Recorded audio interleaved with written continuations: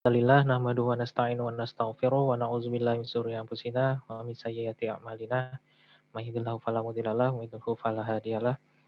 Asyhadu an la ilaha illallah wa asyhadu anna Muhammadan abduhu wa rasuluh la nabiyya ba'dah. Raditu billahi rabba wa bil islami dina wa bi Muhammadin nabiyya wa rasulah.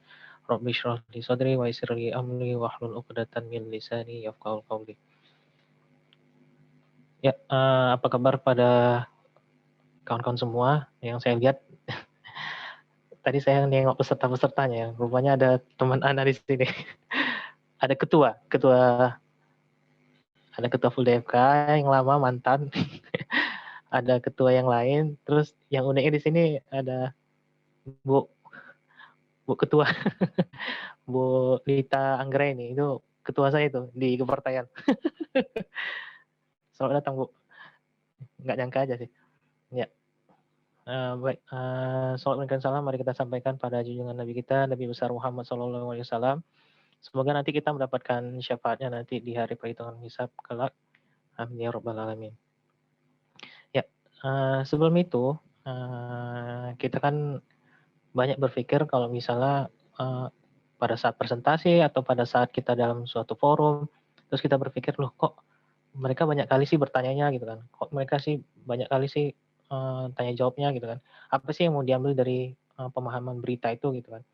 Nah makanya di sini saya akan menjelaskan bagaimana sih berpikir kritis itu dengan organisasi sebenarnya. Nah, untuk pertama kali saya akan menjelaskan tentang apa itu berpikir kritis. Nanti kalau misalnya mau tanya jawab, langsung aja nanti disampaikan. Nah, pada saat dipotongnya pun nggak masalah sih, kalau menurut Anda sih. Nggak apa ya, Ahadi ya, karena ya takutnya nanti ketinggalan. Ya, yang kita tahu di selama kita hidup ini, kita selalu terjadi masalah, berbenturan dengan masalah. Apa aja masalah itu yang seperti ketika kita membeli mobil, mobil yang ini atau mobil itu, mobil mainan maksudnya ya. Yang kedua ketika kita membeli HP misalnya, bingung kita membeli apakah HP ini yang bagus atau HP ini yang bagus gitu kan. Lalu yang ketiga ketika kita membaca berita gitu kan. Apalagi kalau kita ketika melihat berita-berita yang baru-baru ini kan, tentang politik gitu kan. Ini beritanya hoax atau enggak misalnya, ini beritanya akurat atau enggak gitu kan. Nah, ini beritanya dari mana, ini beritanya apakah dan segala macam apa dan apanya seperti itu. Nah, maka dari itu, nah, Perry dan Potter menyebutkan bahwa sebenarnya berpikir kritis itu adalah suatu proses di mana seseorang dituntut untuk menginterpretasikan dan mengevaluasi informasi untuk membuat sebuah keputusan berdasarkan kemampuan, ilmu pengetahuan, dan pengalaman. Artinya memang kalau berpikir kritis dalam arti kata ini, kita harus mencakup dalam semua aspek ini, seperti kemampuan, ilmu pengetahuan, dan pengalaman. Jadi kalau misalnya salah satu dari tiga ini kurang gitu kan, bisa berpikir kritis tapi rasanya seperti kurang aja gitu, nggak masuk ke dalam ranah berpikir kritisnya gitu. Nanti kita jelaskan seperti itu.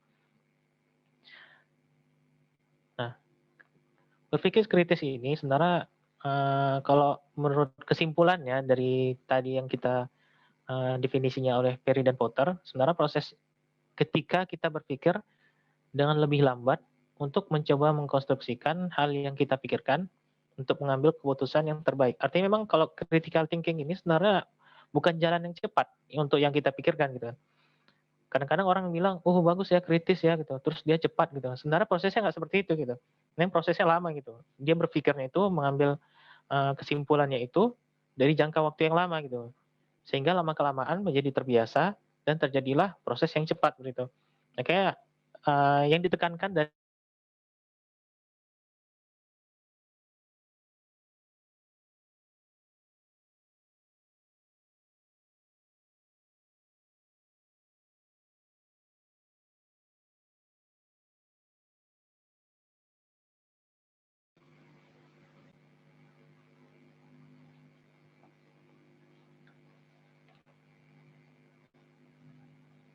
tes. Masuk lagi ya. Nah, tetapi masalahnya adalah critical thinking ini mempunyai banyak kelemahan.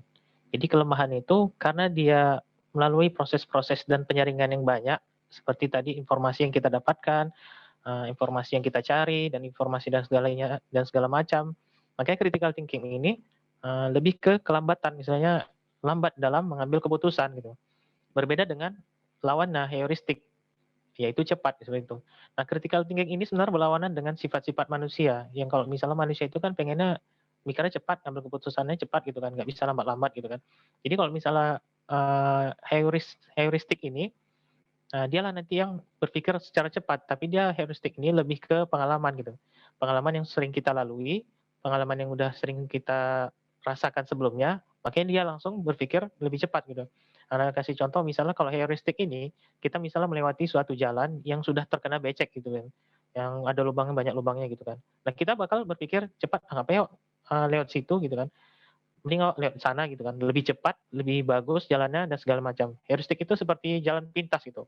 Nah, jadi beda dengan critical thinking. Critical thinking dia akan berurutan gitu, bertahapan gitu. Dia akan mulai dari kira-kira jalan itu berapa lama waktu yang ditempuhnya, kira-kira jalan itu apakah aman, ada polisinya atau enggak, kalau misalnya naik motor nggak pakai helm misalnya. Kira-kira jalan itu banyak pengamennya atau enggak, ketika kira-kira jalan itu banyak mobil-mobilannya atau enggak, seperti itu. Itulah critical thinking. Memang sepertinya lambat gitu. Tapi bukan berarti heuristik itu salah gitu atau critical thinking itu salah juga, enggak. Memang sebenarnya kedua-duanya ini harus seimbang gitu. Memang keduanya ini memiliki kelebihan dan kekurangan. Jadi kalau misalnya kita memiliki salah satunya itu sebenarnya kurang dibilang bagus juga gitu. Bagusnya itu adalah ketika kita memiliki keduanya dan kita menempatkan waktu yang tepat di antara keduanya gitu. Misalnya kalau kita dalam diskusi gitu, diskusi panjang yang tidak membutuhkan waktu yang cepat dan harus membuktikan satu hal yang baru gitu kan. Nah, itu dibutuhkan critical thinking gitu. Kalau misalnya heuristik ini dibutuhkan ketika kita sedang menjalankan sesuatu, menjalani yang arti kata dalam itu gitu. Nah, itu ketika critical thinking itu diperlukan ketika kita dalam proses yang panjang, artinya kayak slow-slow aja lah gitu kan, gak ada kegiatan-kegiatan lain seperti itu. Nah, caranya ada beberapa cara dari 4 ini gitu kan. Dari cara-cara ini sebenarnya sudah banyak diteliti oleh beberapa ahli. Nah, jadi cara-caranya itu yang pertama formulasikan pertanyaannya. Buat beberapa pertanyaan misalnya, pertanyaan-pertanyaan yang berkaitan dengan masalah itu misalnya. Apa sih, misalnya kita mau mencari tahu tentang berita-berita tentang perpolitikan gitu kan. Sekarang ini kayak marak di Twitter gitu kan. Kayak cerita Habib Rizik yang ditangkap misalnya, atau misalnya kayak FPI yang dibubarkan, atau beberapa polisi yang tiba-tiba kecelakaan atau itu misalnya ada yang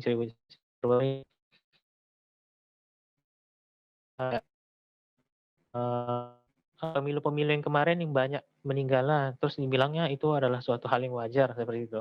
Nah, kita harus tahu apa sih isi beritanya seperti itu. Formulasikan pertanyaannya. Pertanyaannya suka hati, terserah gitu kan. Yang pastinya yang membuat pikiran kita itu terkoneksi dengan semua hal itu gitu. Contohnya misalnya apa sih isi beritanya tadi udah kita lihat kan, oh ini beritanya seperti ini gitu kan. Nah, informasi apa sebenarnya ini mau disampaikan? Sebenarnya kita harus cari tahu sendiri gitu kan.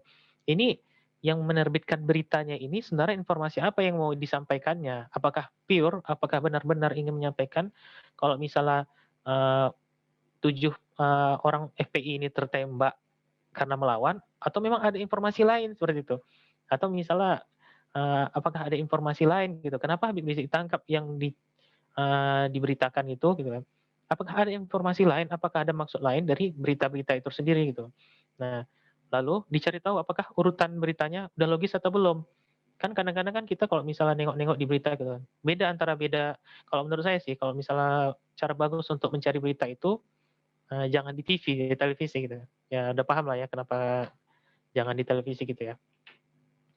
Uh, kita membaca berita dari akun-akun di sosial media lain. Kalau Anda sendiri sih mencari berita itu di Twitter biasanya, karena di situ beritanya itu selalu berlawanan misalnya, berlawanan dengan yang di televisi, dan di situ ada dua kubu yang berbeda gitu. Sehingga kalau dua kubu yang berbeda, disitulah letak menariknya. Tinggal kita sendiri yang mengkreasikannya, memilih-milihnya seperti itu. Yang mana yang baik, mana yang buruk gitu kan. Nanti disitulah kita akan terpacu pemikiran kita gitu. Oh ini salah nih, ini benar nih gitu kan. Oh, atau ini kayaknya ada yang aneh nih, ada jalan cerita yang aneh seperti itu. Nah, di situ nanti kita akan mendapatkan urutan yang jelas gitu. Kita seyaknya tidak akan berpikir bahwa kita akan diarahkan, tapi kita mengarahkan diri kita sendiri gitu. Begitu juga nanti misalnya kita di organisasi gitu kan. Kita harus tahu masalah apa yang terjadi dalam kepengurusan kita ini gitu. Nah, di pengurusan kita ini misalnya kan, terjadi misalnya masalah tentang alumni misalnya atau segala macam gitu, atau masalah anggota gitu kan. Masalahnya di mana gitu kan. Eee, Terus kita harus cari tahu, kenapa sih orangnya seperti ini gitu, kenapa orangnya ini bermasalah. Kita cari tahu latar keluarganya, kita cari tahu latar fakultasnya, cari tahu latar ekonominya, cari tahu masalah tentang pertemanannya, cari tahu tentang keanggotaan dia di dalam suatu divisi itu. Yang mana yang membuat dia bermasalah. Artinya semua aspek-aspek yang terkandung di dalam, eee, orang tersebut atau masalah tersebut harus dicari tahu sedemikian mungkin, sedetail mungkin untuk mendapatkan informasinya. Makanya perlu saya tekankan yang pertama ini adalah formulasikan pertanyaan, buat beberapa pertanyaan. Nah, kalau misalnya dia dalam sebuah berita, cari tahu juga yang mempublikasikan siapa. Karena beberapa waktu belakangan ini makin banyak berita-berita yang yang mempublikasikannya itu sebenarnya bukan orang wartawan sih menurut Anda gitu kan, seperti itu. Nah, di sini nggak ada intel lah ya. Nah, kita lihat siapa yang mempublikasikannya, lalu kita lihat apa ada kepentingan nggak di balik berita itu tersebut misalnya. Apakah ada kepentingan di dalam berita tersebut, apakah ditunggangi atau tidak, seperti itu kan. Lalu yang terakhir adalah cari sumber lain gitu kan. Cari sumber lain kita masuk ke ranah yang kedua, informasi yang relevan. Informasi yang relevan ini sebenarnya meningkatkan daya analisis kita, karena kita nanti membandingkan antara berita satu dengan berita yang lainnya, dan berita pihak ketiganya seperti itu. Kalau saya sarankan sih jangan mengambil berita dari satu aja, nanti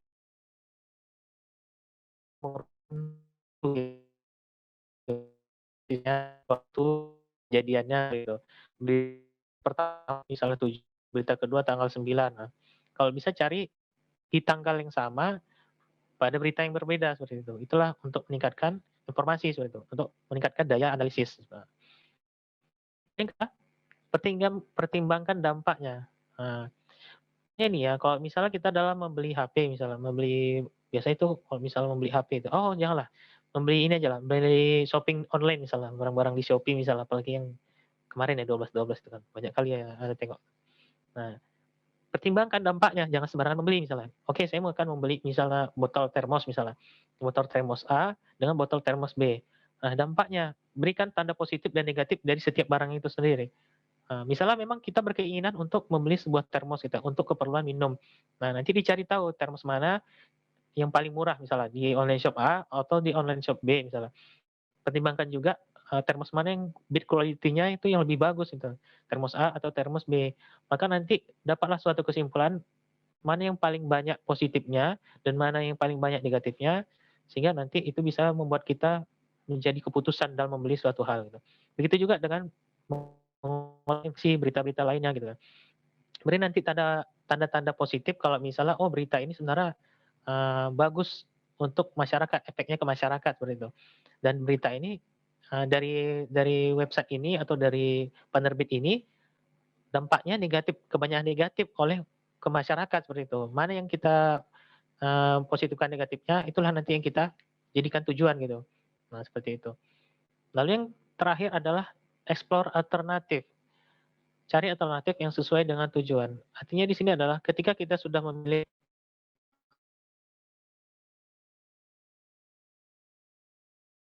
kita harus cari alternatif lain, punya alternatif lain, kita punya lain gitu. Artinya memang kita punya cara yang kita butuhkan. Nah, ini berita dari stasiun A, saya pegang dulu gitu kan. Berita dari stasiun B, saya pegang dulu misalnya. Kalau misalnya dua-dua ini salah, saya masih ada berita C gitu kan, yang bisa saya jadikan informasi gitu untuk disampaikan gitu. Nah, ini caranya ya. Ada yang ditanyakan sampai di situ? Sebenarnya caranya sih banyak, cuman saya berpikirnya sampai di situ aja sih. Oh, udah habis lah.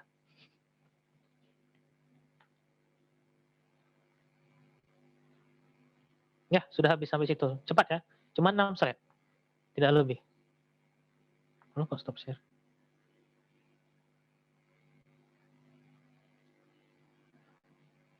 Ya, ini dia.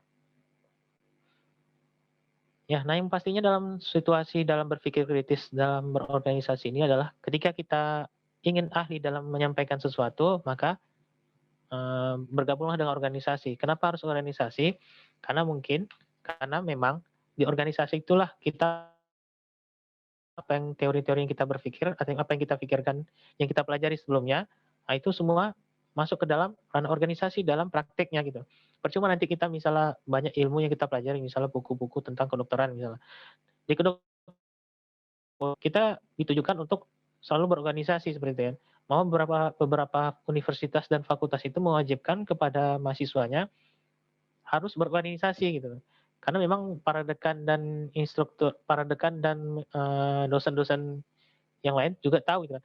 Kalau misalnya seorang dokter itu tidak bisa mengpresentasikan apa yang disampaikannya, maka sia-sia aja ilmunya gitu. Nah, cara presentasikan itu yaitu dengan organisasi. Organisasi melatih kita dalam berlatih mengutarakan pendapat gitu. Nah, seperti itu. Ya, mungkin kira-kira itu aja yang bisa saya sampaikan. Memang ya sedikit cepat sih, berpikir kritis itu sebenarnya tidak perlu banyak yang kita pikirkan.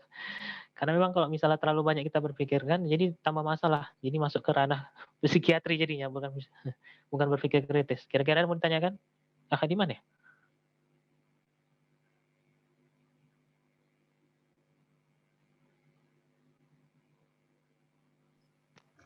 Ya, monggo silakan ada yang mau ditanyakan kepada para hadirin.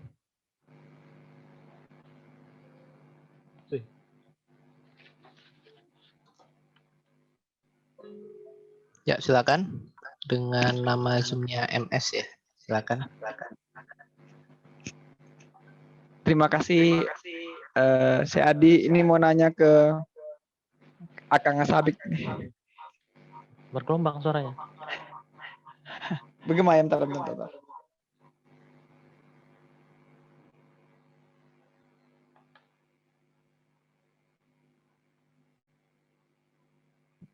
Nah, udah nggak? Udah bagaimana belum? Masih bergema? Enggak. Udah lagi. Ini Asabik, kadang kan kita ya. kan misalnya berorganisasi ya.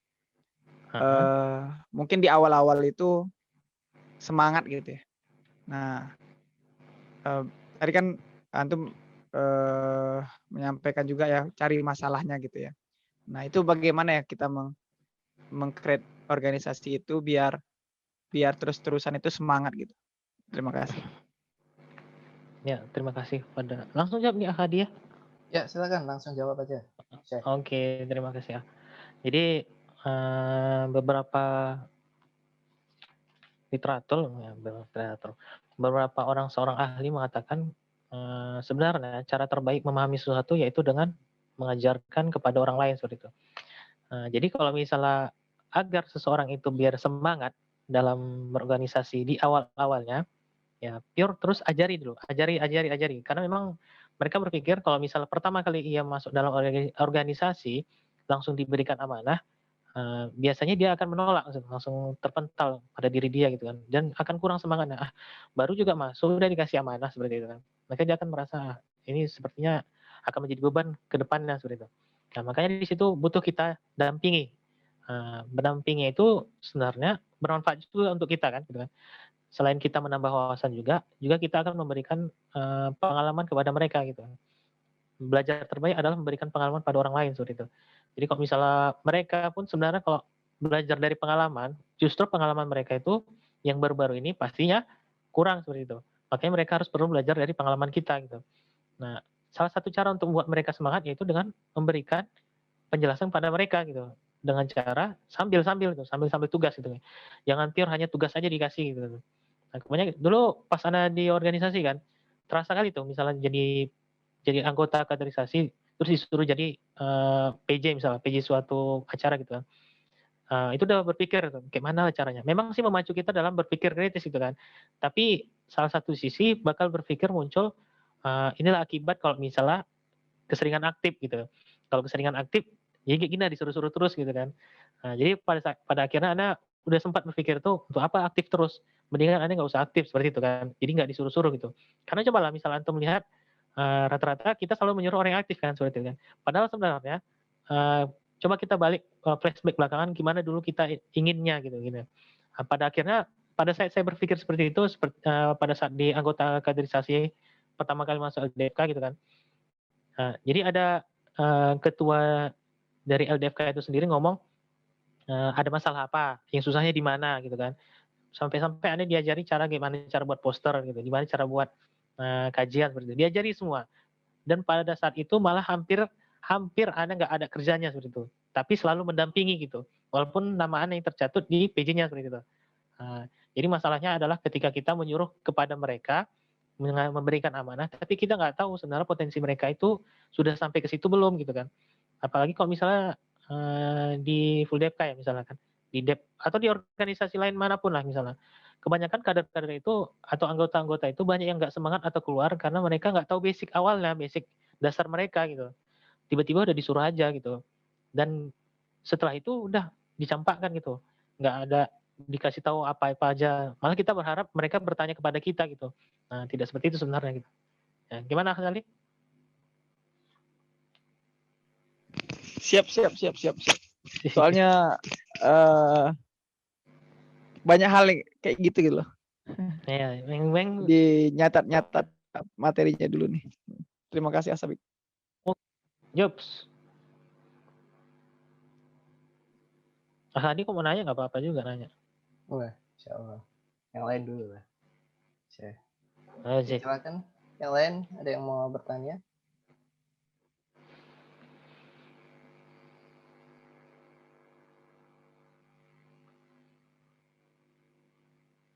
Kak Ulpa. Siapa lagi nih? Bu Lita kalau mau nanya aja Bu. Bu Lita. Silakan kepada hadirin. Kak Najla, Kak Rosa, Kak Dara. Mungkin karena yang baru datang nih belum tahu materinya tadi Bang kayaknya. Iya itulah. Iya. Bagus juga seperti itu.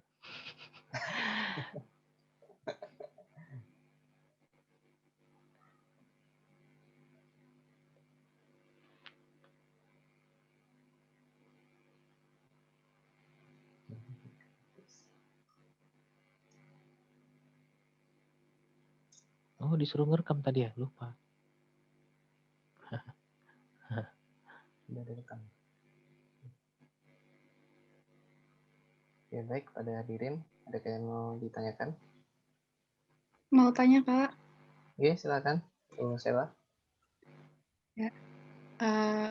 Assalamualaikum Kak Sabik. Waalaikumsalam Kak. Mau bertanya. Biasanya kan kita dalam berorganisasi memang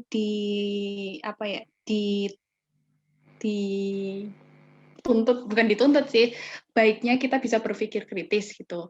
Tapi tadi punya kelemahan, salah satu kelemahannya itu lama gitu, lama lah dibanding kita berpikir cepat gitu. Nah, tapi kalau misalnya kita di situasi yang mana menuntut kita cepat gitu, karena kalau misalnya kita kelamaan mikir, keburu momennya hilang atau misalnya keburu hal tersebut sudah berlalu atau malah menunda-nunda pekerjaan jadi bikin deadline-nya mundur-mundur terus kayak gitu. Nah, gimana caranya kita bisa lebih cepat dalam berpikir kritis?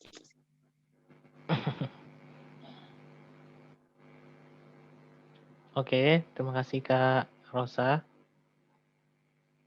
Ini langsung jawab aja ya. Jadi sebenarnya kan diagram kelemahan ini antara critical thinking dan heuristik ini. Critical thinking kan kenapa Anda bilang bersifat lambat? Sebenarnya dia pertama kali kita memecahkan masalah yang baru saja kita jumpai gitu. Nah, jadi itulah namanya critical thinking yang baru gitu. Critical thinking hal baru sebenarnya gitu. Jadi kalau misalnya kita critical thinking tapi misalnya kita udah cepat gitu langsung menanggapi, itu namanya langsung masuk ke heuristik jadinya gitu. Heuristik itu adalah berpikir cepat yang didasarkan oleh pengalaman sebenarnya gitu. Jadi kita sudah punya basic pengalaman di organisasi sebelumnya gitu kan. Dan kejadiannya sudah terjadi di saat ini gitu kan. Tapi orang-orang berpikir, wah ini kritis ya. Padahal nggak seperti itu gitu. Kita sudah terjadi pengalaman sebelumnya di organisasi sebelumnya seperti itu. Makanya kita jatuhnya nanti ke heuristik jadinya. Kesimpulannya adalah perbanyaklah pengalaman seperti itu. Memang critical thinking itu memang sifatnya pasti lambat gitu kan. Nah, kalau misalnya dia terdapat informasi baru, muncullah critical thinking itu. Muncullah hal-hal lambat itu seperti itu, yang membutuhkan informasi dari beberapa sumber seperti itu. Nah, tapi kalau misalnya kita sudah mendapatkan semua sumbernya, kita sudah mendapatkan hasilnya, nah nanti jatuhnya kayak heuristik gitu. Nanti kita sudah mendapatkan pengalamannya, kita sudah pernah merasakannya seperti itu. Ya kesimpulannya sih perbanyak pengalaman sih Kak Ocha, Kak Rosa ya Kak Rosa. Seperti itu. Gitu. Perbanyak pengalaman. Artinya nggak mesti harus belajar gitu, nggak mesti harus di dalam pelajaran. Pengalaman itu kan didapatkan bisa dari pengalaman orang lain gitu. Kita belajar itu tidak mesti dari kita masuk juga ke organisasi yang sebelumnya seperti itu. Ya udah nanti kalau misalnya kita baru masuk di full devkan misalnya Ana gitu kan. Ya udah Ana tinggal tanya aja ke senior, ke Ahadi misalnya di full devka itu gimana sih Ahadi misalnya kan. Gimana sih cara geraknya, gimana sih cara jalannya, strukturnya gimana gitu kan. Nah, dari pengalaman beliau itulah saya gitu, aneh gitu kan. Jadi waktunya itu lebih cepat gitu kan.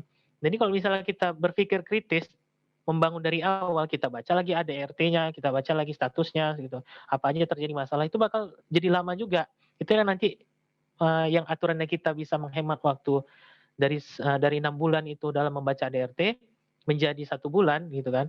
Pada akhirnya sampai tamat pun, sampai kita selesai dalam pengurusan pun nggak akan selesai jadinya, gara-gara kita harus memahami gitu.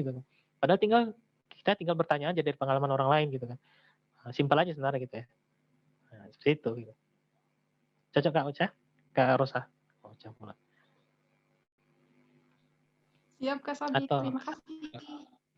kira ada yang kurang. Oke. Kepada dirinya yang lain, apakah ada yang ingin ditanyakan?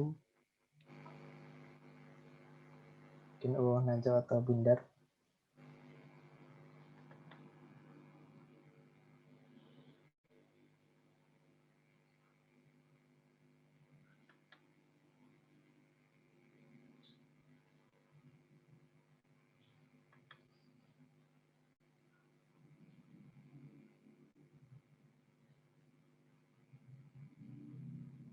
Sebenarnya simpel aja ya berpikir kritis itu ya. Banyak-banyak aja baca berita gitu ya.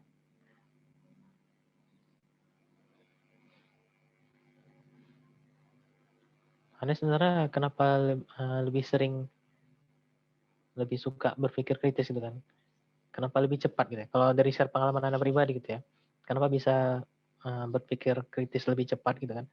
Jadi list-list dalam film-film aneh itu judulnya tentang mengandung berpikir kritis semua juga gitu. Jadi Anda nggak perlu mikir-mikir banyak gitu. Jadi Anda mengambil dari intisari film itu juga gitu. Anda pernah nonton Prison Break gitu ya? Cara apa tuh? Seorang tahanan yang kabur dari penjara gitu.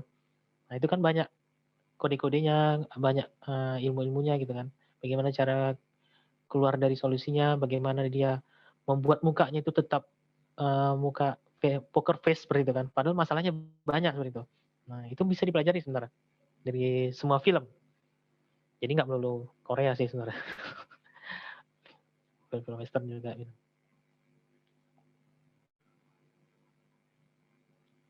Ahadi gimana Ahadi? Saran-sarannya misalnya dalam berpikir. Ini Ahadi kan mantan ketua nih. Nanti Anda tanya juga Asar ini. Dari Ahadi sendiri misalnya. Iya, gimana, Bang? Nah, gimana cara Ahadi dalam menemukan solusi dalam Puldevka? Ini kan Puldevka ya? Iya, udah. Iya. Kalau Ana sih biasanya lebih ke ini dulu ya, minta pendapat yang memang orang tersebut mempunyai wawasan yang lebih luas, yang mempunyai critical thinking yang lebih bagus seperti itu. Lalu aneh timbang-timbang terlebih dahulu, lebih kurangnya seperti apa, baru bisa dieksekusi seperti itu. Intinya nggak lepas dari pendapat orang seperti itu untuk critical thinking-nya.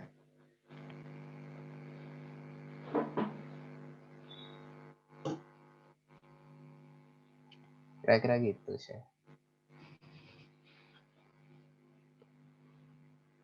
Latarnya kok nggak ke dia lagi ya? Gimana? Latarnya kok nggak, backgroundnya kok nggak gede lagi. Warung maksudnya. Ganti Biasanya dulu warung kan. backgroundnya. Iya. Lagi umum ya kan. Iya. Ya, Pak Sarli ya, pemateri yang nanya ya. Ini Pak Sarli ini kan dulunya adalah sebagai mantan ketua juga ya sebelum Ahad ya. Dua periode sebelum Ahad ya. Gimana Pak Sarli nanti?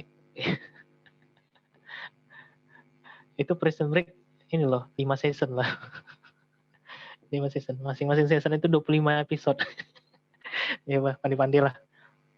Gimana? Ya, Asali dalam mencari solusi dalam dulu pengalaman pas di Fulham. Ini lagi gabung di apa kan? Pro Kami Muda kan? Nah, sekalian lah sering-sering lah ya. Cocok lah ini ya. Jadi perlihatkan dulu. Oke. Critical thinking ya. Nah, jadi sebenarnya yang disampaikan pemateri kita tadi itu luar biasa gitu. Memang itu adalah ibaratnya jalan reda yang bisa kita tempuh secara cepat gitu untuk meningkatkan critical thinking kan. Nah, sebenarnya kalau kita mau lebih ini lagi, ya kita memang harus banyak pengalaman. Karena critical thinking itu perlu waktu untuk dibentuk gitu. Nah, jadi akan beda seseorang ketika dia sudah punya critical thinking yang baik ataupun yang belum gitu. Nah, bedanya di mana? Ketika dia dapat suatu masalah, kadang kalau yang baru-baru belajar atau apa, langsung asbun aja gitu. Tidak disaringnya dulu informasinya. Padahal pada saat kita masih belum mengerti dengan bidang itu, kita harus mendengarkan, membaca, dan melihat dari berbagai aspek dulu baru kita bisa menyimpulkan gitu. Mungkin waktu zaman saya kemarin terjadi beberapa permasalahan yang baru saja saya ketahui. Ya, saya harus tanya dulu ke senior, tanya dulu ke anggota, baca dulu sejarahnya kayak mana seperti itu. Baru bisa kita sebagai ketua, sebagai yang punya yang penanggung jawab, baru bisa kita memutuskan, oh langkah kita ke sini seperti itu. Memang perlu waktu, tapi itu harus ditempuh juga gitu seperti itu. Tapi kecuali kalau yang seperti dibilang pemateri kita tuh kalau sudah masuk ke permasalahan yang sudah pernah kita hadapi ya. Nah, itu lebih cepat lagi sebenarnya. Itu kelihatannya ada dari senior antum deh yang nanya. Ya, antum dulu, ngapa? Oke. Kan masuk antrian. Antri ya. Itu yang di Full DFK ya. Yang di sekarang di Pro Kami Muda ya. Ini ada banyak juga nih anggota Pro Kami Muda kelihatannya yang di sini nih. Kalau dulu saya apa? Oh iya. Jadi untuk di Pro Kami Muda sebenarnya kemarin saya diamanahi jadi yang di Kaltim ya, tapi sekarang udah pindah ke Riau ya. Di Kalimantan Timur, tapi sekarang orangnya pindah ke Riau dan yang Kaltimnya malah Trenggalek ini. Nah, jadi kalau di Pro Kami Muda sendiri ya masih belum berbuat banyak ya, berbuat banyak, mungkin lebih ke banyak pengalaman asabik seperti itu. Kita berguru ke asabik. Terima kasih.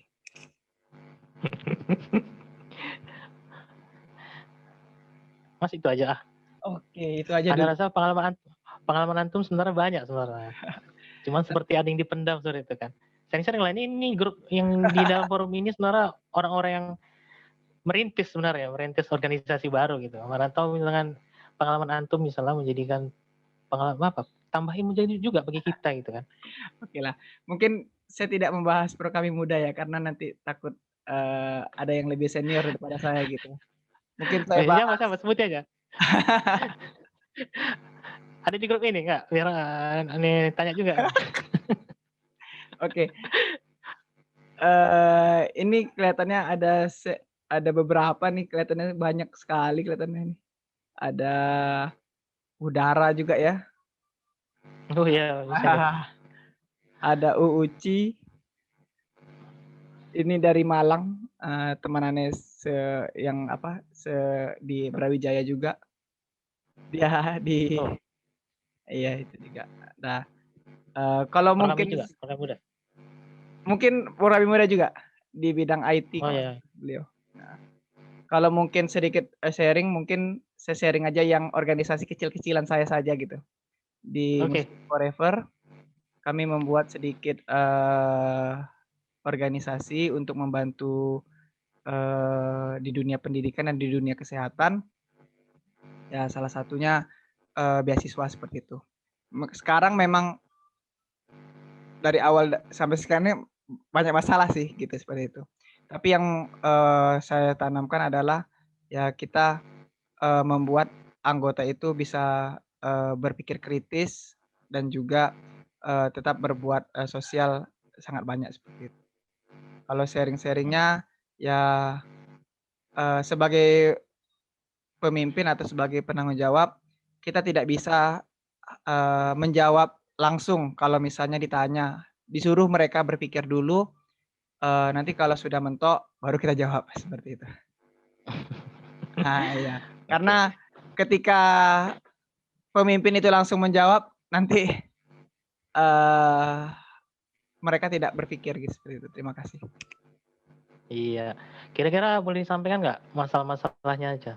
Masalahnya apa aja gitu. Tapi jangan saya spesifik lah, secara umumnya aja gitu. Oke, ya. Kalau di organisasi saya pertama kesibukan ya, karena yang di MF ini banyak masih berstatus mahasiswa, koas ataupun ISIP seperti itu. Yang itu yang klasik ya. Yang kedua mungkin terdapat beberapa, kita tahu sendiri lah di Indonesia banyak sekali aliran ibaratnya fikroh beragama seperti itu kan ya. Nah jadi itu sedikit menjadi agak kesulitan bagi saya sendiri seperti itu.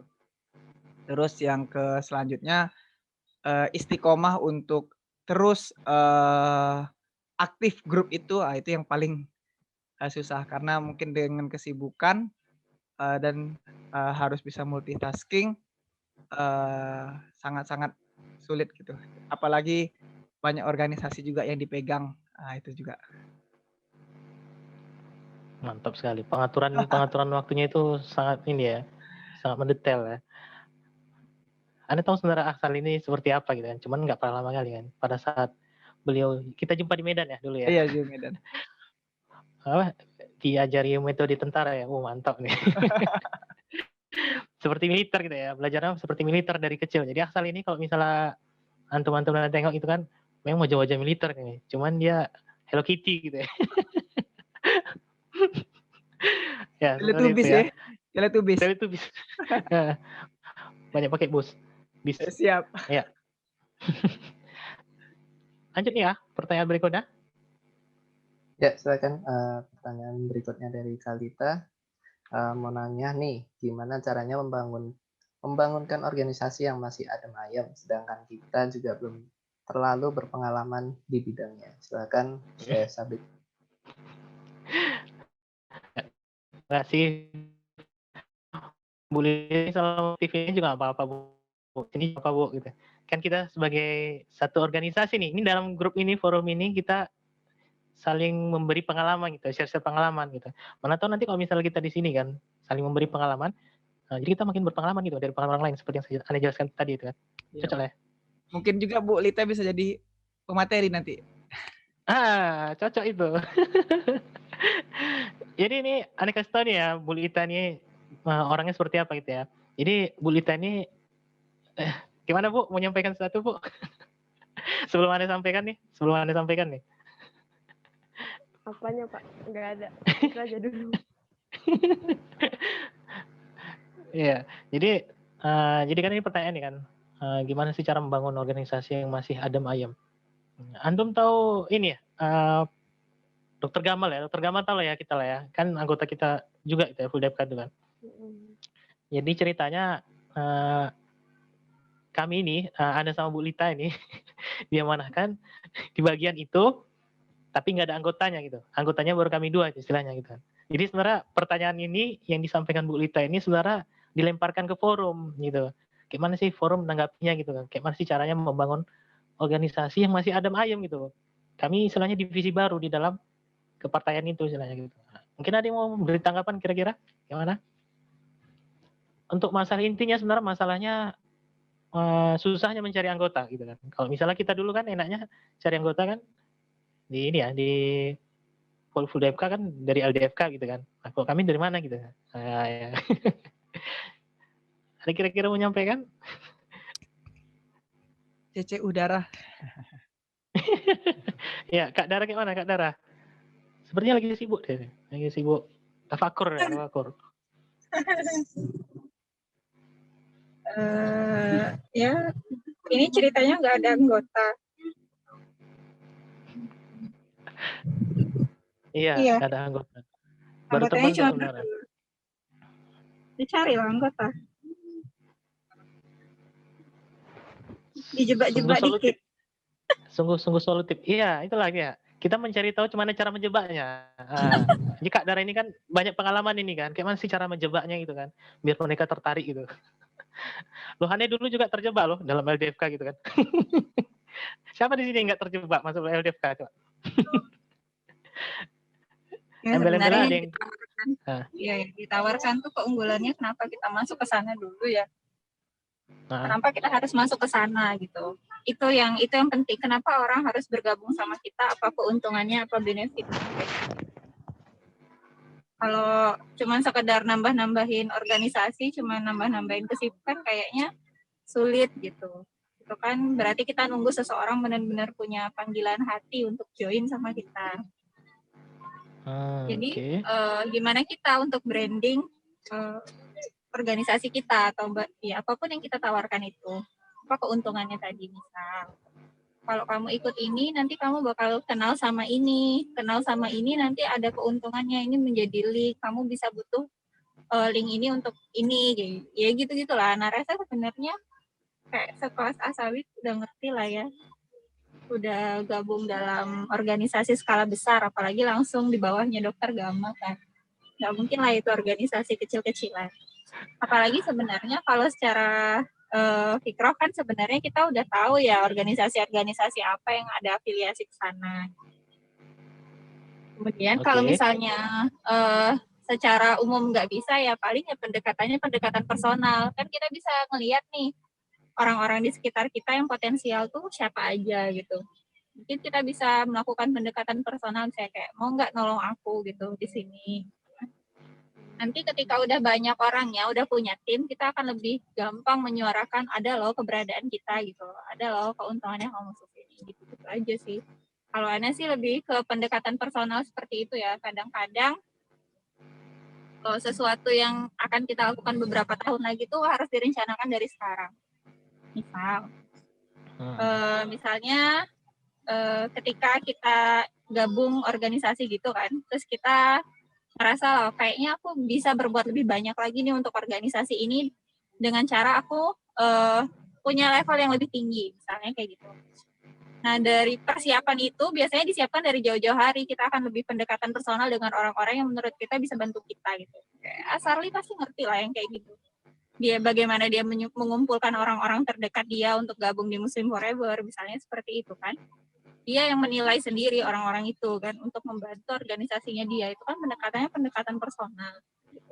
Kalau orangnya udah banyak, gimana untuk bergeraknya biar nggak adem ayem, ya dikasih masalah lah. Kalau dikasih masalah kan orang ribut.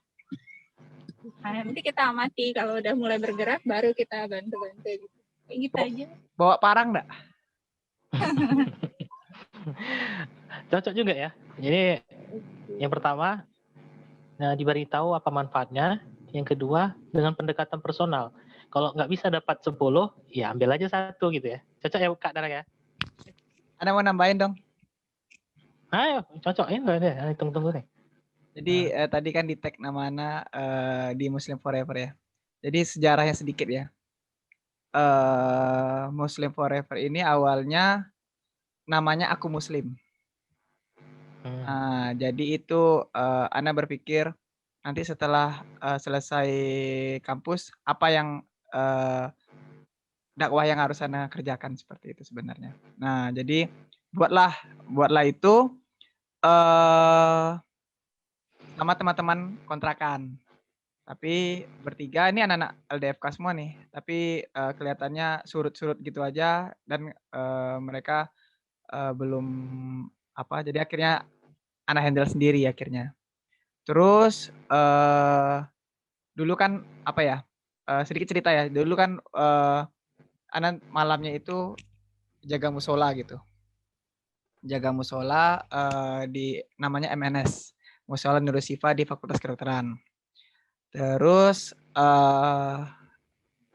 bertapa lah ya. Nah, jadi buat desain akhirnya terbuatlah namanya MF seperti itu, Muslim Forever. Diambil dari Alif Lam Mim. Filmnya Alif Lam dan Mim. Ana rasa tidak cocok bagi Ana untuk Alif atau untuk Lam. Tapi lebih cocok yang karakternya si Mim. Nah, seperti itu. Nah, jadi Ana buat untuk karakternya Mim seperti itu. Nah, pertama kali Ana ngajak itu beberapa orang saja yang teman dekat dan Ana rasa dia punya semangat dakwah yang tinggi. Nah, seperti itu. Salah satunya itu yang bergabung di sini juga, itu yang Uci tadi. Nah, seperti itu. Sama Ayu Novita namanya. Nah, bertiga. Terus baru bertambah lagi adik tingkat, Hafid sama Haikal. Sekarang udah S2. Adik tingkat anak udah S2, ada belum?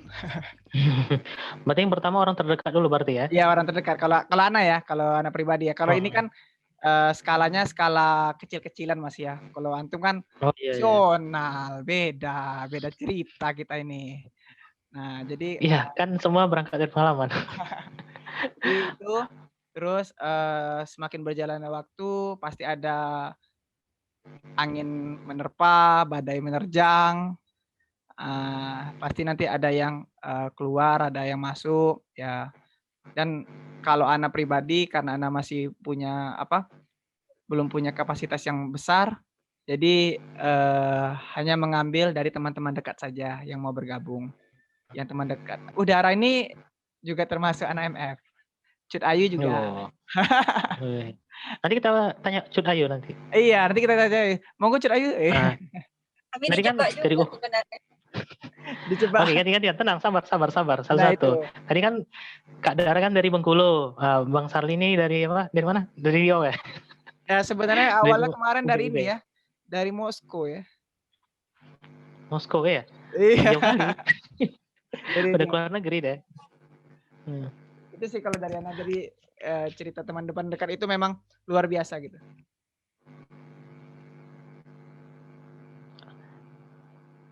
Berarti dari sedikit dulu ya.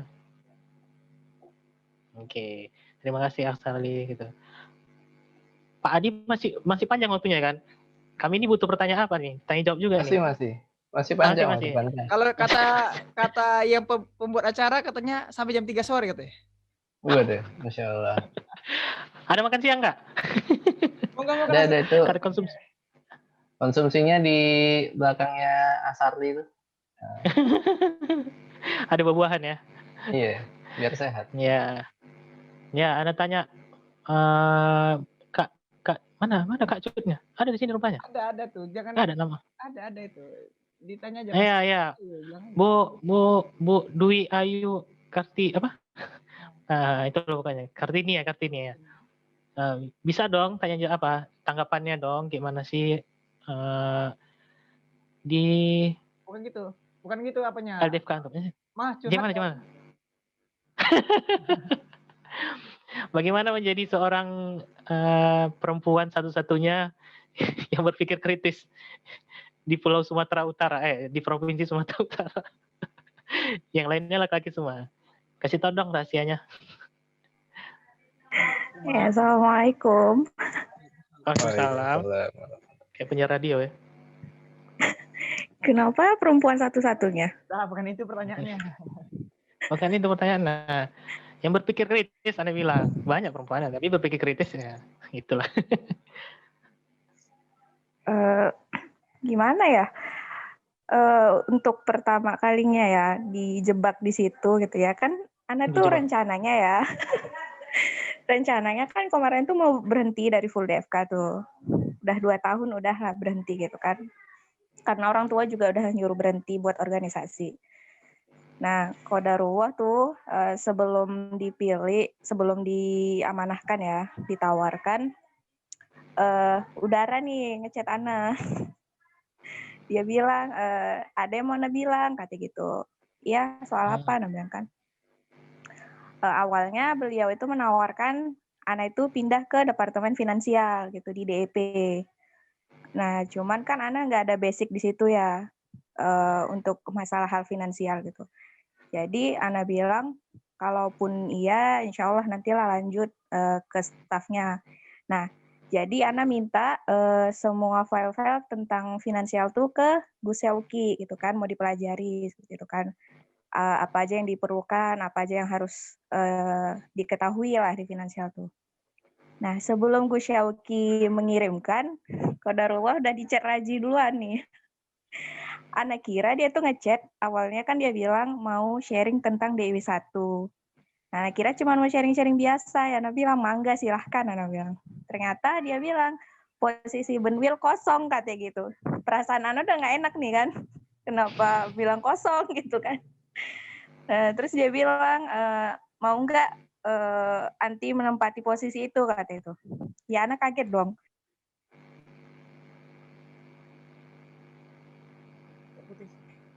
Kaget. Ya, lagi kaget. Oh, lagi kaget. Lagi. Oh, kira. Kaget. Mantap ya. Ini beli kaget ini. Kaget banget kan.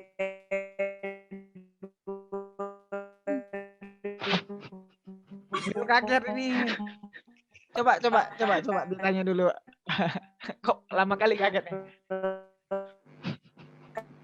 Kali ya. Kan Keren ya. Ana udah terlalu tua di DEW dan Asarli katanya. Oh ya makasih loh dalam hati Ana. Putus-putus, Cut. Putus-putus. Ulang dari awal. Si Cut saking asiknya, nggak tahu di sinyalnya putus-putus ya. Ulang dari kaget, Cut.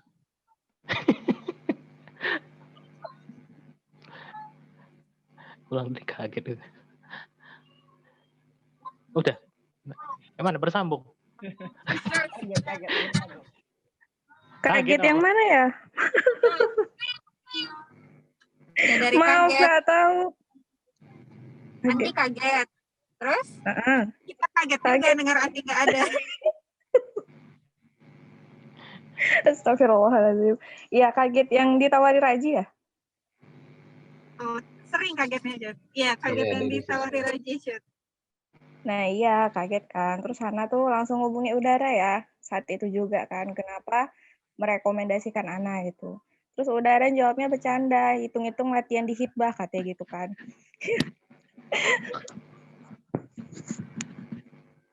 Terus itu jebakan Udara paling aneh maksa. yang pernah dengar.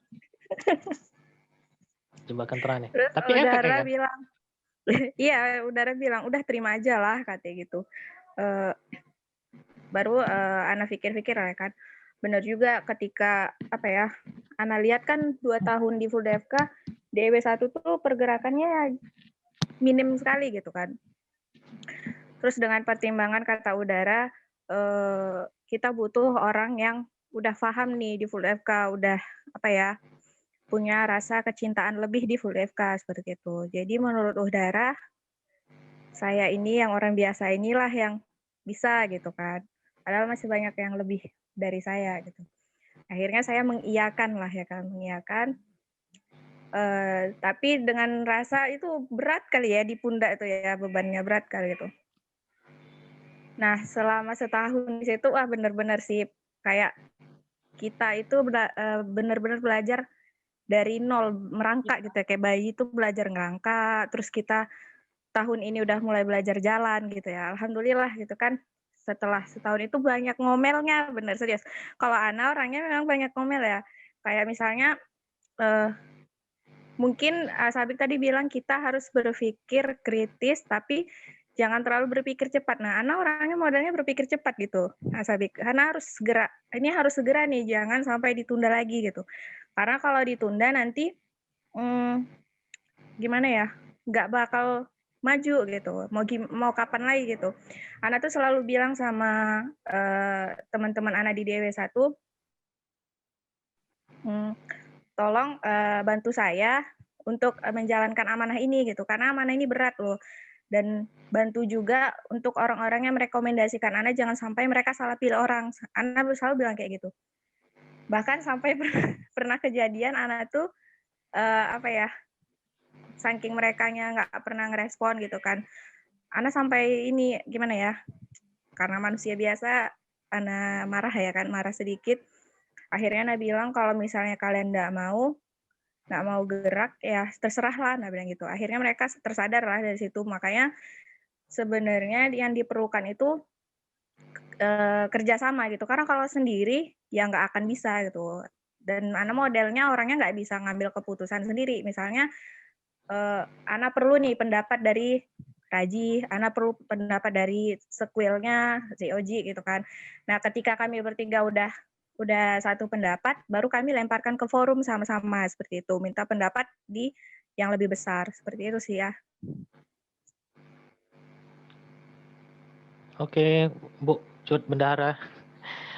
Oke, Bu Lita.